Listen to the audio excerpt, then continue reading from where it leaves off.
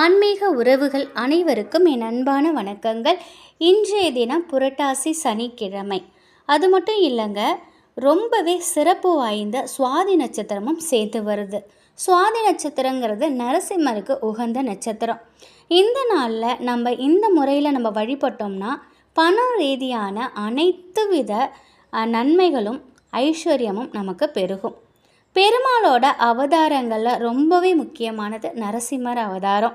இவங்க அவதரித்த அந்த நட்சத்திரம் தான் சுவாதி நட்சத்திரம். சுவாதி நட்சத்திரம் பெருமாளுக்கு உகந்த நட்சத்திரம். அது மட்டும் இல்லை, இன்றைய நாள் அதாவது சனிக்கிழமையோடு சேர்ந்து வரதுங்கிறது ரொம்ப ரொம்ப ரொம்ப ரொம்ப சிறப்பான ஒரு விஷயம்.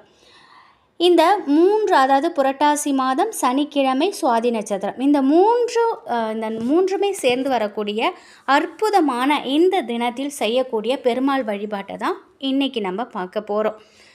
புரட்டாசி 3வது சனிக்கிழமையான இன்று இரவு 9 மணி வரைக்கும் சுவாதி நட்சத்திரம் இருக்குது. இந்த வழிபாட்டை நீங்கள் மாலை 5 மணிலேருந்து 9 மணிக்குள்ளே இந்த வழிபாட்டை நீங்கள் செய்யலாம்.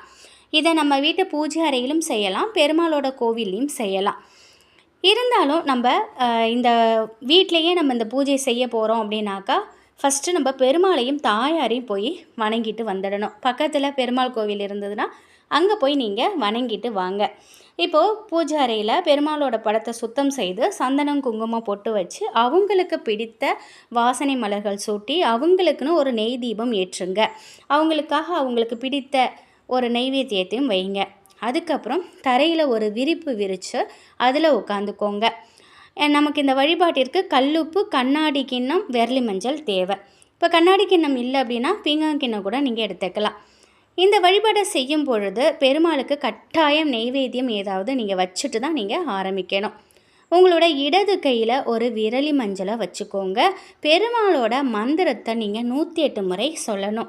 பெருமாளோட மந்திரம் உங்களுக்கு என்ன தெரியுதோ அதை 108 முறை சொல்லுங்கள். இல்லை ஓம் நமோ நாராயணா அந்த ஒரு வார்த்தையை கூட நீங்கள் சொல்லலாம். சொல்லி முடித்ததுக்கப்புறம் இந்த கண்ணாடி கிண்ணம் வச்சுருக்கீங்க பார்த்தீங்களா, அது நிரம்ப கல்லுப்பு எடுத்து வச்சுக்கோங்க. அந்த கல்லுப்பு மேலே இப்போ நீங்கள் வச்சுருக்கீங்கல்ல விரலி மஞ்சள், அதை மேலே வைக்கணும். இந்த கண்ணாடி கிண்ணத்தை பூஜை அறையில் நீங்கள் வைக்கலாம், இல்லை சமையல் அறையிலும் வைக்கலாம். இப்போ கோவிலில் செஞ்சீங்க அப்படின்னாக்கா நீங்கள் கோவிலில் கூட இந்த மந்திரத்தை சொல்லிவிட்டு கல்லுப்பு மேலே வச்சுட்டு நீங்கள் வரலாம். ஒரு மாதம் இப்போ பூஜை அறையில் நீங்கள் செய்கிறீங்க, இல்லை சமையல் கட்டில் இருக்குது அப்படின்னாக்கா ஒரு மாதம் அந்த கல்லுப்பு விரலி மஞ்சள் அப்படியே இருக்கட்டும். ஒரு மாதம் கழித்து நீங்கள் என்ன பண்ணுங்கள், அந்த விரலி மஞ்சளை பணம் வைக்கக்கூடிய இடத்துல நீங்கள் எடுத்து வச்சுருங்க. கல்லுப்பை தண்ணியில் கரைச்சி கால்படாத இடத்துல ஊற்றிடுங்க.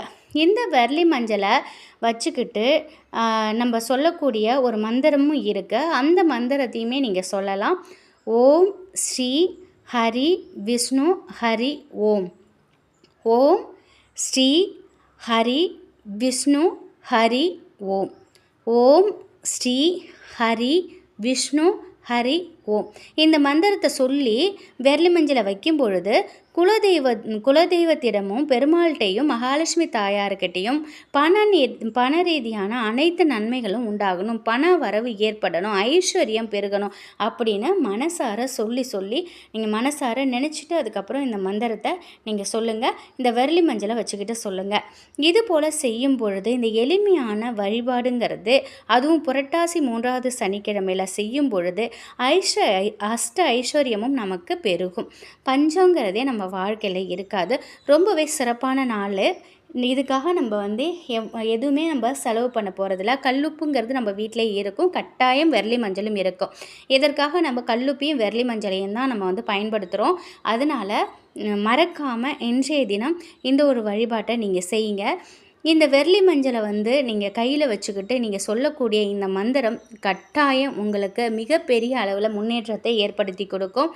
மன உறுதியோட முழு நம்பிக்கையோட உங்களுக்கு அனைத்து வித நன்மைகளும் நடக்கும் அப்படின்னு பெருமாளை நினச்சிக்கிட்டு இந்த வழிபாடை இன்றைய தினம் செய்யுங்க. நிச்சயம் நன்மை உண்டாகும். இந்த ஒரு தகவல் உங்களுக்கு பயனுள்ளதாக இருக்கும் அப்படின்னு நம்புகிறேன். நன்றி.